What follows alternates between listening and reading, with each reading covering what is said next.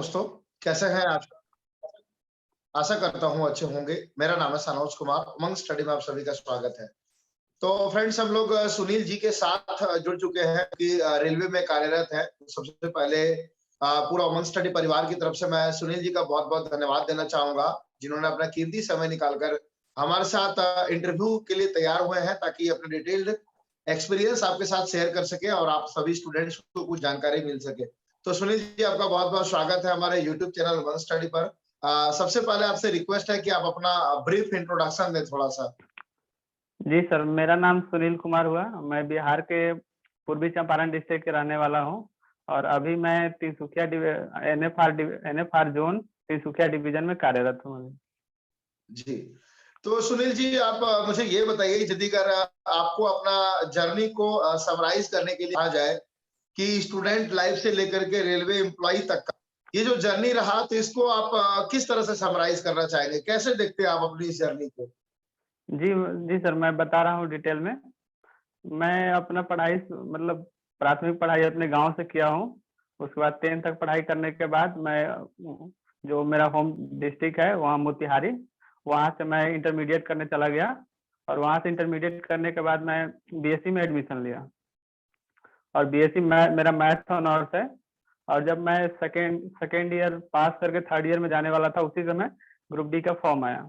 तो दोस्तों ने बोला कि चलो इसको भर दो, ट्राई करो। मेरा तैयारी उतना अच्छा नहीं था तो हम कहे कि पता नहीं क्या होगा सब। फिर लेकिन बाकी दोस्तों ने बोला कि चलो ठीक है एक बार ट्राई करो। तो फॉर्म डाल दिया और इसके साथ साथ बीएससी के साथ साथ तैयारी शुरू कर दिया। और सर मेरा जो एग्जाम था वो 2 दिसंबर 2018 को हुआ। तो मेरा बैकग्राउंड मैथ होने की वजह से मेरा मैथ तो स्ट्रॉन्ग था ही और रीजनिंग और मैं जीके का थोड़ा तैयारी किया हुआ था और साइंस से पढ़े थे तो साइंस ठीक था। और उसके बाद रिजल्ट आया तो उसमें मेरा रिजल्ट आ गया और दौड़ का तैयारी किया और मेरा जिसे ज्वाइनिंग हुआ उधर मेरा बीएससी भी क्लियर हो गया। उसके बाद मैं ज्वाइन कर लिया रेलवे को और उसके बाद साथ में सोचे एनटीपीसी का भी फॉर्म आ गया था तो एनटीपीसी का फॉर्म भर के अपना तैयारी साथ साथ करने लगा और ड्यूटी और पढ़ाई दोनों साथ साथ अपना करने लगे। तो सुनील जी आप मुझे ये बताइए कि आप रेलवे में जिस पद पर कार्यरत है उस पद का नाम है ट्रैक मेंटेनर 4। वो एक जी रेलवे का one of the toughest job में से एक जॉब है। तो उस जी जी जॉब को करते हुए साथ-साथ आप पढ़ाई के बीच में जो बैलेंस मेंटेन होता है वो कैसे करते हैं सुनील जी आप? जी सर, इसके लिए मैं एक खास प्लान पे अपना काम किया। जैसे मैं आया तो थोड़ा ड्यूटी करने में थोड़ा टफ लगा। हमको लगा कि शायद ये जॉब हम ज़्यादा दिन नहीं कर पाएँगे, ये जॉब हम हमारे लायक नहीं है। तो मैंने एक प्लान किया कि हमको डेली कम से कम 4 घंटा कम से कम पढ़ना है, किसी भी हाल में हमको 4 घंटा डेली पढ़ना है। उसके लिए हमको जो भी मतलब सैक्रिफाइस करना पड़े, बट हम ये सैक्रिफाइस करके हमको 4 घंटा डेली पढ़ाई करना है। तो उस पे हम काम किए और कुछ दिन के बाद हमको ये आदत लग गया कि हमको 4 घंटा पढ़ना है तो पढ़ना है और पढ़ते थे और कम से कम वीक में 2-3 मॉक लगाते थे। इसी तरह से धीरे-धीरे मेरा जर्नी बढ़ा आगे। उसके बाद हमको पता चला कि सीनियर सेक्शन इंजीनियर जो वर्क्स है, वहाँ पे एक ऑफिस में एक लड़के की ज़रूरत थी, जिनको थोड़ा कंप्यूटर में नॉलेज हो। तो हमको कंप्यूटर में नॉलेज था, तो हम सर से बात किए, जो सर थे सीनियर सेक्शन इंजीनियर, तो सर बोले कि ठीक है तुम आ जाओ ऑफिस में और तुम ट्रैक पे काम ना करके ऑफिस में ही काम करो। तो मैं ऑफिस में आ गया सर। अभी फिलहाल मैं ऑफिस में ही कार्य करता हूँ। जो आईओडब्ल्यू है, आईओडब्ल्यू के अंतर्गत मैं काम करता हूँ सर ऑफिस में। मतलब आपका जो एक्स्ट्रा स्किल था वो आपको काम आया। जी, जी, जी। आपने एक चीज का जिक्र किया सुनील जी मॉक टेस्ट का। तो जी, अक्सर मैं मॉक टेस्ट के बारे में स्टूडेंट्स को बताता हूँ तो कुछ स्टूडेंट्स मॉक टेस्ट के समर्थन में दिखते हैं, कुछ स्टूडेंट मॉक टेस्ट के मतलब कि उससे अपना समर्थन नहीं रखते हैं। तो बेसिकली मॉक टेस्ट है क्या और किसी भी एग्जाम्स को निकालने के लिए कितना जरूरी है मॉक टेस्ट? क्या मॉक टेस्ट के बिना एग्जाम नहीं निकाला जा सकता है?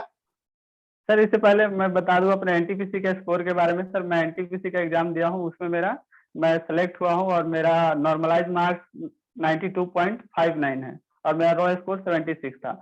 तो इसका श्रेय जो हम देना चाहते हैं वो मॉक का ही मतलब इसमें मॉक का ही बहुत बड़ा योगदान है। क्योंकि मॉक से हमको पता चलता था मेरा कौन-सा टॉपिक वीक है।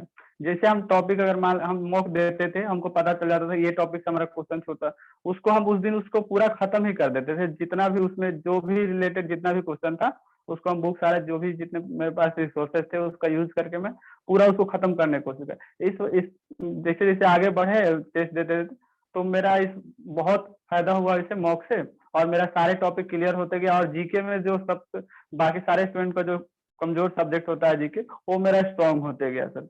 अभी मेरा जीके में सर हम अगर 25 का मॉक लगाते हैं तो मेरा 20-22 आराम से आ जाता है, और उससे इसका जो श्रेय है वो हम मॉक को ही देना चाहते हैं, क्योंकि उससे हमको पता चल रहा था कि मेरा वीक क्या है और स्ट्रॉन्ग क्या है।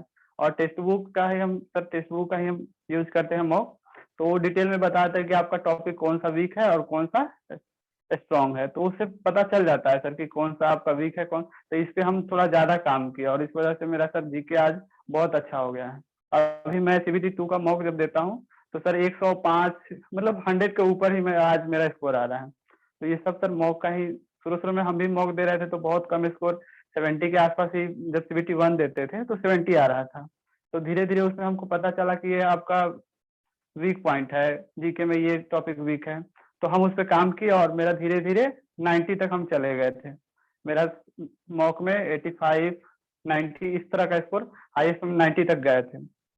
और उसके बाद हम एग्जाम दिए तो एग्जाम भी मेरा अच्छा गया, 76 मेरा रॉ मार्क्स है। और उसके बाद सीबीटी 2 के लिए भी हम स्पेशल उसी से मॉक के ही मॉक डे, मतलब वीक में 2 मॉक देना ही देना है, मॉक से हमको बहुत बेनिफिट हुआ है। तो क्या सुनील जी ऐसा कहा जा सकता है कि इस पे आपका क्या ओपिनियन होगा, मैं जानना चाहूंगा। क्या बिना मॉक के एग्जाम नहीं निकाला जा सकता है? सर ऐसे एग्जाम तो निकाला जा सकता है, बट स्मार्ट प्रिपरेशन अगर कहा जाएगा, अगर स्मार्ट प्रिपरेशन करना हो तो मॉक हमारे हिसाब से बहुत जरूरी है सर स्मार्ट प्रिपरेशन के लिए। चलिए, बहुत बहुत धन्यवाद जो भी आपने बातें रखी। और फ्रेंड्स, जैसा कि इन्होंने बताया, टेक्स्ट बुक के अलावा और भी आपने किसी का मॉक लगाया हो? सर 1-2 बार हम अटेम्प्ट किए थे, बट हमको उतना अच्छा नहीं लगा। 1-2 बार फ्री में जब free test live test all India mock test आता था तो उसको हम अटेम्प्ट करने किए, बट हमको उसका पैटर्न उतना अच्छा नहीं लगा। और उस समय सर ग्रेडर तो उसका नाम बैजू हो गया है सर, उसको हम 1-2 बार यूज किए, मतलब उसको हम 1-2 बार अटेम्प्ट किया ऑल इंडिया जो मॉक टेस्ट था, लेकिन उसका पैटर्न वगैरह सब उसका जो डिटेल एनालिसिस था वो हमको उतना अच्छा नहीं लगा। इस वजह से अभी फिलहाल हम केवल टेक्स्ट बुक ही बनाते हैं और टेक्स्ट बुक पे अभी भी बना ही रहे हैं। और बाकी दोस्त को भी यही रिकमेंड करते हैं कि जो भी अगर मॉक देना हो तो आप टेक्स्ट बुक दीजिए। तो आप मुझे ये बताइए कि अभी आप चूंकि एस्पायरेंट है, एनटीपीसी के भी एस्पायरेंट है, आपने ग्रुप डी 2019 भी फॉर्म फिलअप किया है? जी फिलअप किए हैं। आप देंगे ग्रुप डी 2019? जी नहीं, अब तो कोई प्लान नहीं है ऐसे। अब मतलब मेरा जोन तो था एनएफआर, इस गुवाहाटी बोर्ड था उस समय सर, और मेरा घर तो ऐसे पड़ता है ईसीआर में, तो उस समय पूरा ये मतलब फाइनल नहीं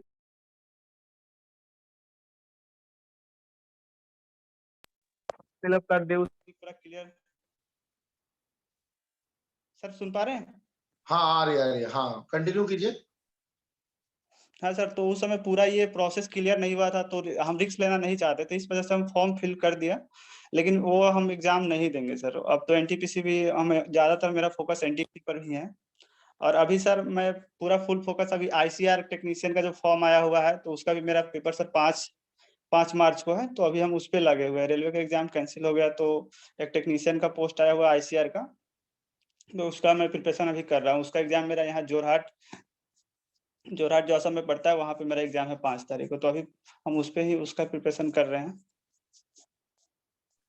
सुनील जी, आप मुझे ये बताइए, एकदम इसको ब्रीफ में बताइएगा और मतलब कि जो ऐसा कि थोड़ा विस्तार पूर्वक बताइएगा, स्टेप बाय स्टेप बताइएगा कि जो भी समय बचा हुआ है स्टूडेंट्स के पास, क्योंकि अभी आप एस्पायरेंट भी है, आप रेलवे के वर्किंग एम्प्लॉय भी है, साथ ही आपका जो एनटीपीसी सीबीटी 1 का जो स्कोर है वो मतलब वाकई काबिले तारीफ है, उसकी जितनी तारीफ की जाए वो कम है। सीबीटी 2 में आपका अच्छा स्कोर भी आ रहा है। तो जो भी बचा हुआ समय है, ठीक है, इस बचे हुए समय में एग्जैक्टली बताइए कि स्टूडेंट्स को करना क्या चाहिए जिससे कि वो अपना बेस्ट दे पाए वो एग्जाम में, चाहे वो ग्रुप डी के एग्जाम हो, चाहे वो एनटीपीसी सीबीटी 2 का एग्जाम हो। सर हमको लगता है कि मतलब कोई भी एस्पायरेंट हो या तो ऑफलाइन या ऑनलाइन जो भी हो, टेस्ट जरूर अटेम्प्ट करें। कम से कम वीक में कम से कम 2 टेस्ट जरूर अटेम्प्ट करना चाहिए हर स्टूडेंट को।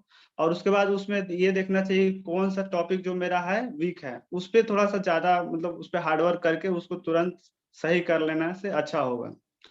और और बाकी मैथ का जो बात हो गया, मैथ का जो प्रीवियस क्वेश्चन जो भी रेलवे द्वारा पूछा गया है, तो ज्यादा बुक ना पढ़ के जो प्रीवियस ईयर का जो भी मतलब टीसीएस के द्वारा पूछा गया है, टीसीएस और जो एनएसआईटी पूछा हुआ है, उस क्वेश्चन को ही रिवीजन कर लेने से, और उसके बाद जो जीके में भी जो अभी प्रीवियस ईयर में जो भी क्वेश्चन अभी पूछा गया है 3-4 साल में, उसको रिवीजन कर लेने से हमारे हिसाब से सर बेस्ट रहेगा। और रीजनिंग के लिए भी वही है, क्योंकि पहले जो रीजनिंग सर बहुत आसान पूछा जाता था, लेकिन अभी फिलहाल के दिनों में देखा जा रहा है कि जो टीसीएस है थोड़ा सा लेंदी रीजनिंग पूछ रहा है। तो रीजनिंग के लिए भी हम यही कहेंगे, बाकी बुक को छोड़ के जो भी प्रीवियस है, जो एनटीपीसी जो एग्जाम हुआ है 2019 वाला, जो सीबीटी 1 हुआ है, और ग्रुप डी जो हुआ है, टेक्नीशियन हुआ है, उसका जो भी रीजनिंग है उसको एक बार रिवाइज कर लिया जाए, और उसके बाद जो भी आपको मॉक में आ रहा है उसको अटेम्प्ट कीजिए, ये बेस्ट है। चलिए सुनील जी, आपने बहुत ही अच्छा स्टूडेंट्स को टिप्स दिया, और इनके डॉक्यूमेंट वेरिफिकेशन के, मेडिकल के बारे में किसी और हम लोग इंटरव्यू में चर्चा करेंगे विस्तार से। अभी हमारा मेन फोकस प्रिपरेशन के ऊपर था। तो जो भी स्टूडेंट्स इस वीडियो को देख रहे हैं, आप लोगों का किसी भी प्रकार का कोई भी सवाल हो, इस वीडियो के कमेंट सेक्शन में आप लोग जरूर से जरूर कमेंट कर दीजिएगा। जितने सुनील जी से पॉसिबल हो पाएगा तो वही कमेंट सेक्शन में आपके सवालों का जवाब देंगे। हमसे पॉसिबल हो पाएगा हम लोग भी जवाब देंगे, और नहीं तो आपके जो भी सवाल आएंगे उन सभी सवालों को कलेक्ट करके नेक्स्ट वीक में हम लोग सुनील जी का फिर से एक इंटरव्यू करेंगे, और हम लोग कोशिश करेंगे कि सुनील जी रेगुलर बेसिस पर उमंग स्टडी के साथ जुड़े रहे, ताकि ये स्टूडेंट्स को बीच बीच में गाइड कर सके। और आपने देखा होगा through out of the interview इन्होंने बार बार एक चीज पे बहुत ही स्ट्रेस दिया, वो है मॉक टेस्ट। तो जो भी स्टूडेंट टेक्स्ट बुक जैसे प्लेटफॉर्म से मॉक टेस्ट लगाना चाहते हैं, तो हमारा कूपन कोड है उमंग10 UMANG10। इसको यूज करेंगे तो 28 तारीख से पहले आप यूज करेंगे तो आपको 6 मंथ का टेक्स्ट बुक पास का बिल्कुल सब्सक्रिप्शन फ्री मिलता है। तो और लास्ट में कुछ कहना चाहेंगे सुनील जी? जी, अब बस वही बाकी सब जो भी तैयारी कर रहे हैं वो अच्छे से तैयारी करें, और अपना बेस्ट दे तैयारी के साथ साथ, और जो भी प्रीवियस ईयर है अपना प्रीवियस ईयर पे ज्यादा फोकस करें, बाकी बुक से ज्यादा बुक से पढ़ने की कोई जरूरत नहीं है। बस हम यही कहना चाहेंगे, अपना बेस्ट दे। चलिए, हमारे साथ जुड़ने के लिए बहुत बहुत धन्यवाद, और हम लोग फिर से दोबारा मिलेंगे और भी कोशिश करेंगे स्टूडेंट्स के और भी क्वेरीज को ले सके। तो जो भी स्टूडेंट्स इस वीडियो में जुड़े और अंत तक इस वीडियो को देखे, उन स्टूडेंट्स का भी बहुत बहुत धन्यवाद। मिलते हैं कोई नेक्स्ट सेशन में, तब तक के लिए जय हिंद, जय भारत।